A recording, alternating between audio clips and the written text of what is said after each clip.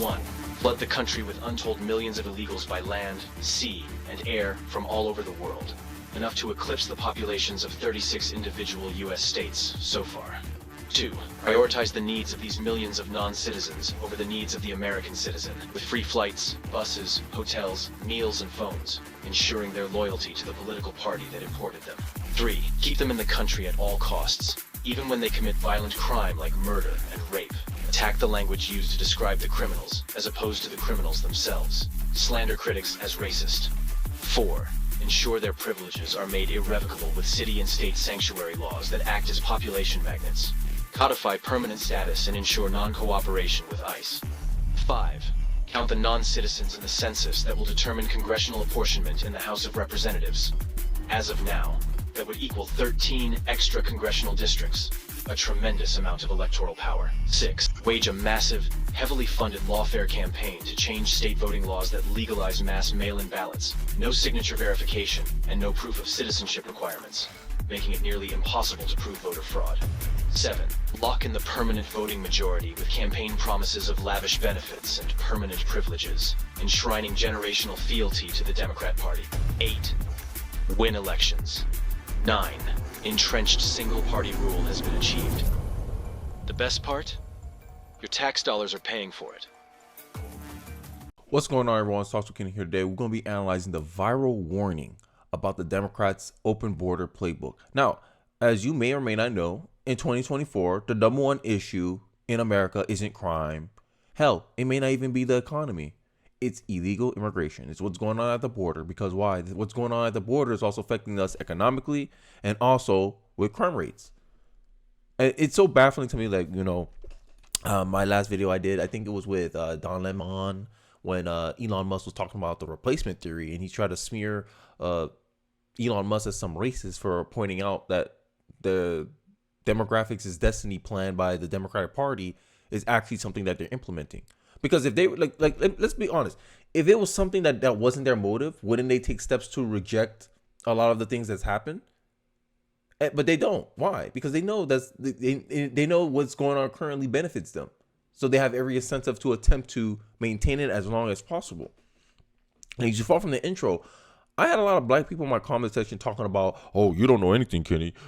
The white replacement theory is a white supremacist talking point. That the Democrats have no benefits for taking in illegal immigration. And I just asked you some question. I said, do the Democrats stand to gain from allowing the illegals into their city? I heard no. I said, but you think you want to make question my knowledge, but you don't know that the census, which is how we count our population, gives electoral power to a state and also more congressional seats. So I'll say if you add these illegals as part of the population numbers, you're going to increase the congressional, you can redistrict, you increase the congressional powers of a state, which is overwhelmingly Democrat, because all these sanctuary cities are in where? What states? Democratic states. Now, these people still deny that this is not happening. And then I just ask them a simple question. Hey, Republicans are attempting to remove counting illegals as part of the census. Do you agree with it or you don't agree with it? All of a sudden they're stuttering because they know the Democrats have been fighting to count illegals into the census, which proved my point. Hey, Democrats benefit from illegal immigration. But I'm the one with lack of knowledge. It happens. It's the internet. But it's good for me to, for refresh, people check me. It's fine. I take this as a blessing, right? Because it only makes me better. But I digress. So for all my black people, for all my liberals that think replacement theory is some white supremacist talking point, which to me, it's a flawed assumption, it's a flawed smearing, because replacement theory, to me, it's dealing in a nationalist perspective. Hey, my native-born nationals, regardless of your skin color, because I don't see color, I don't try to see color. That's my ideal. We're a multiracial republic. Why are we judging people on skin color? There's different skin colors that live here. So the idea that you only going to focus on your skin color, to me, it fractures the social fabric of America. But race first people don't care. When these people come in, who's the easiest one to replace? The Asians, then the blacks, then the Hispanics. It goes from essentially illegal immigration will replace all of you, the minorities, before they replace the white people. But y'all hear, oh my God, white people are scared of being replaced. not knowing that like interracial marriage is a thing in America in 2024, but all these race first people, they seem to forget that. That means a lot of the mixed population is going to grow in Generation Alpha. And all these mixed kids, it's going to be either Hispanic mix, black mix with white. Like, so even if it is no longer a majority white country, white people still have influence over politics. And this idea that Democrats or black people are happy about that, I'm like, yo, like, is your race hustle is going to die off when that happens. When this country stops being a majority white country and y'all still falling behind, y'all can't blame white people anymore. So in a way, it kills the race narrative. But you know, you can have your minority majority country. Honestly, it doesn't affect me because I'm a person that bases things on someone's character, someone's ideology, than their skin color. But I digress. Let's look at these clips where black people are starting to realize that racism theory is not a white supremacy talking point. And let's take a look. I have no words. Black Chicagoans slam Mayor Johnson for replacing them with migrants. There you go. So the Great Replacement theory is accepted now by the black community in Chicago. They're demanding reparations, a carve out on a $6,000 a year property taxes that whites, Asians, and Hispanics would still have to pay. Chicago activists are bashing Mayor Brandon Johnson for trying to replace blacks with migrants. That's what they're saying. So, ladies and gentlemen, the Great Replacement theory is no longer a conspiracy theory. It is now a BLM fact. And if anyone tells you that you're wrong, you can simply point to this article where you have black activists in Chicago who are saying they're being replaced. Changed a long time ago.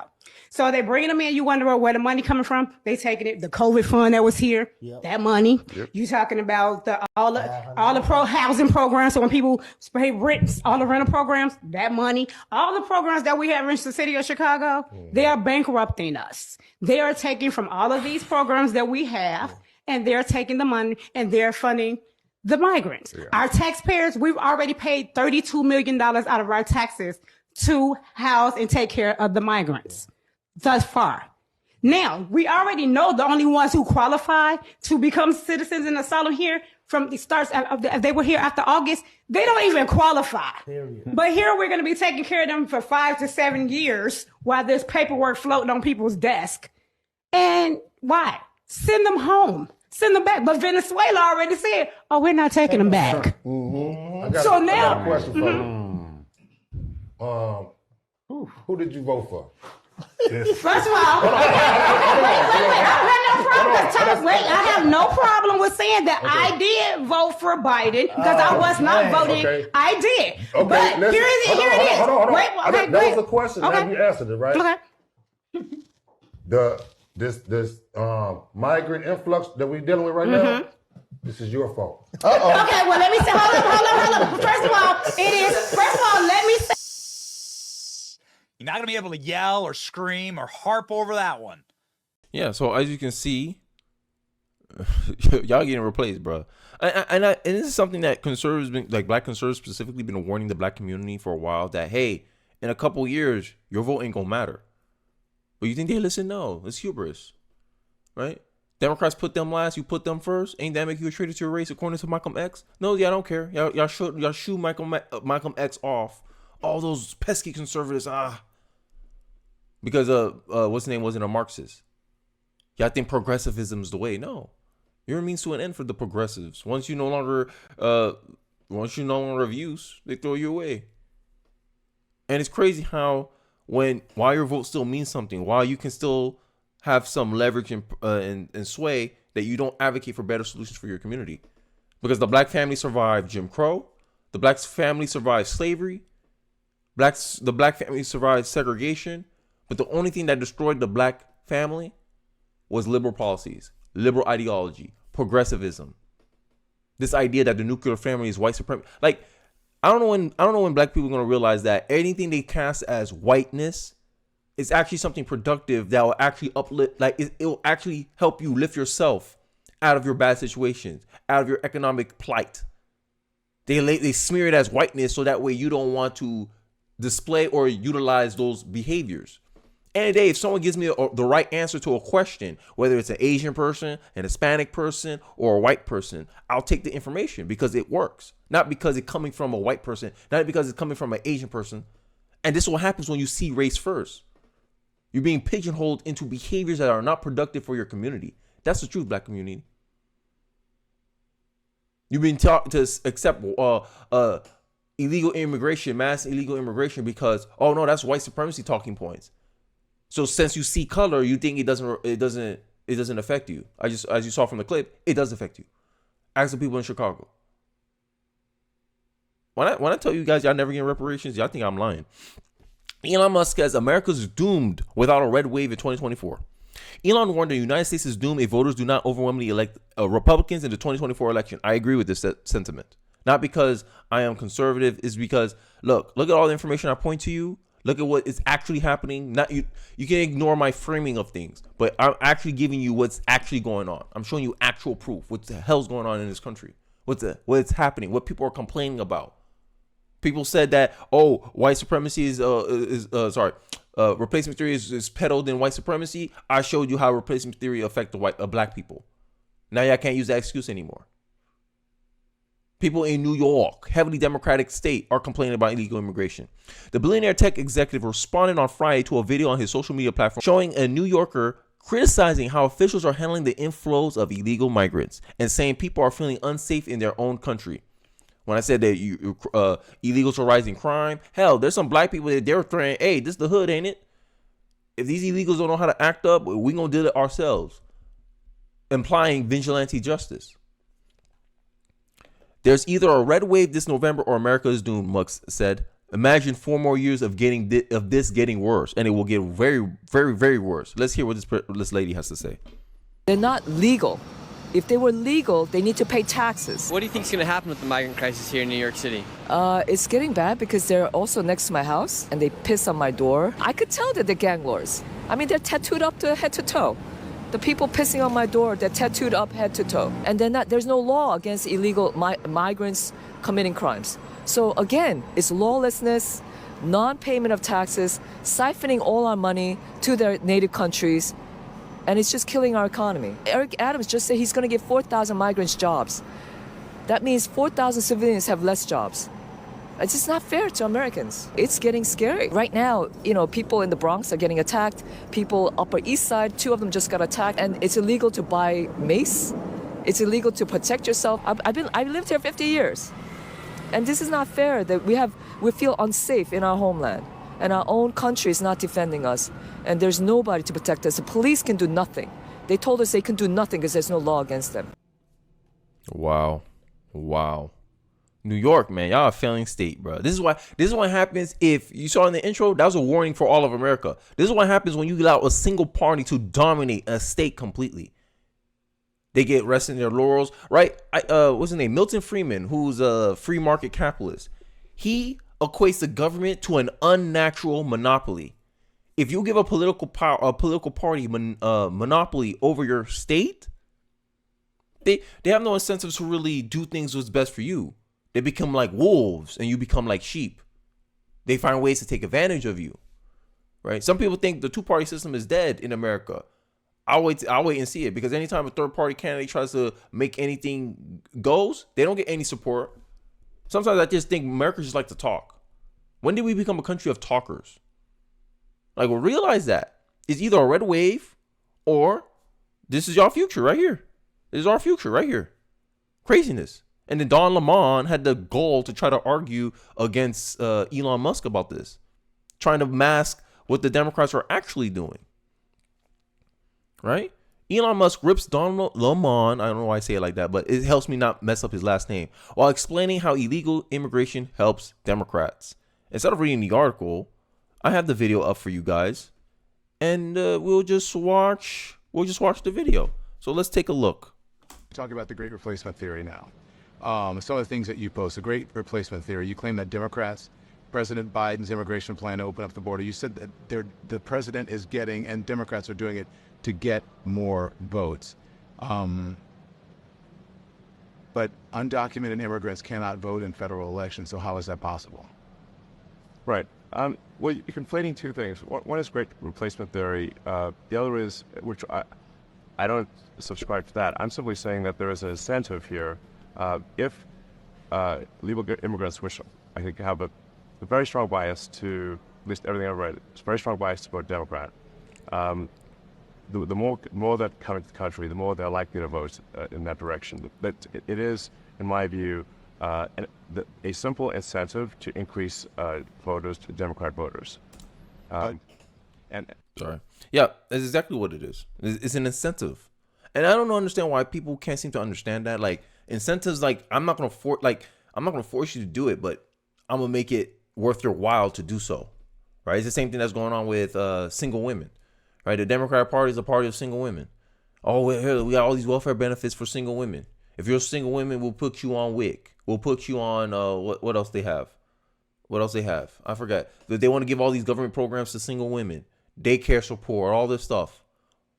That's an incentive. Hey, I'm a single woman. I don't want to depend on no man. Right? That's why they hit you with feminist culture, where they think, hey, love, relationships, that's in the back burner. Your career and independence is what matters most. But, you know, there's this liberal idea that you're born as a pure individual when that's not the case. Who taught you how to do what you know how to do today? You didn't teach yourself. And this is a flawed logic of liberalism. They think people are born as individuals, pure individuals. No, you're not. You're born as part of a community. And this is what conservatives believe. So since you're part of that community, you have a duty and responsibility to preserve and extend that community forward. And usually if you want to extend something forward, you have to make it better. You have to make it more efficient. And we're not doing that with our country right now because we have flawed incentives. And the flawed incentive starts off with the voters themselves. People complain about, oh, both Republicans, both parties increased the spending. Who voted them in? You guys. Because what? If any sensible Republican come out, Ron Paul, and tells you, hey, we got to cut this. We can't afford this anymore. We have to reform this. The government shouldn't be responsible for your education. The government shouldn't be responsible for healthcare. The government shouldn't be responsible for that. American voters went, Baby boomers, I'm looking at you. Y'all go, Because end of the day, you guys have conflicts of interest when it comes to social entitlement programs. Because you know, hey, I'm close to retirement age. I benefit from this. I'm not going to vote against my best interest. And then politicians do what politicians do. They play the game. Okay, we won't touch Social Security, even though it accounts for $2.9 trillion of our budget. And then we got wars that's going overseas. But you put them in because they tell you they wouldn't touch Social Security. And then when the deficit keeps increasing and you're going, oh, what the hell's going on? We're spending more money than we're actually generating because you only want to tax the rich, which the top 50% of taxpayers pay all the taxes, damn near. The bottom 50 only pays like 10%. That means there's 40% of Americans out there that have never paid taxes, but they're entitled to Social Security as well, but you pay into it. No, more like people pay for your retirement. You don't pay into retirement. And that's the distinction that I try to make. But people are so emotionally drawn to their free benefits, their government benefits, that they don't realize the long-term consequences of those choices. And this is what I'm saying. Is like it seems like baby boomers got all these social entitlements, all this stuff, and then they pass the puck down to the next generation, Gen X. But Gen X hasn't even been getting power like that because baby boomers are holding on to all the power. So it gets pucked down to the millennials. And millennials are like, realistically, as a millennial, I don't expect Social Security to be there by the time it's my turn. So I'm like, yeah, reform it. I don't benefit from it. Only the older folks do. Generational divide.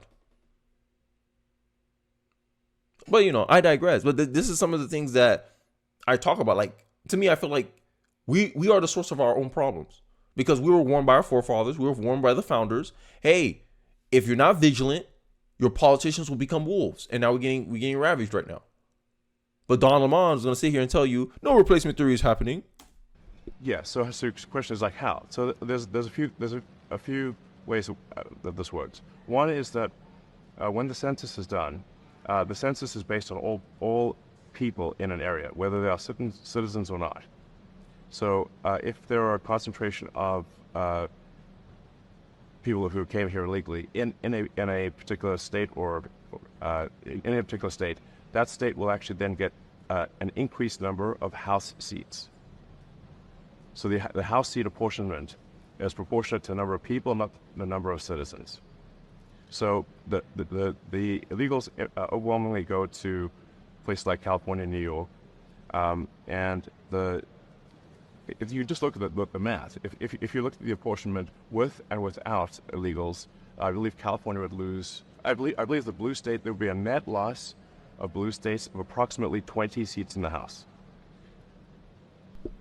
This also applies to the Electoral College. So you say, like, well, this also applies to electing the president, because the electoral votes are also done by apportionment the same way that House seats are done. Exactly. All right. And I think he said enough from their point on, because I don't want to make this video too long. But there you go. That's the current benefit of the Democratic Party. And as you know, the plan was outlined in the first place. This is the playbook. And they're literally like, if I assume that that's their motive, all the actions that the Democratic Party are doing make sense. Why are you not listening to your voters?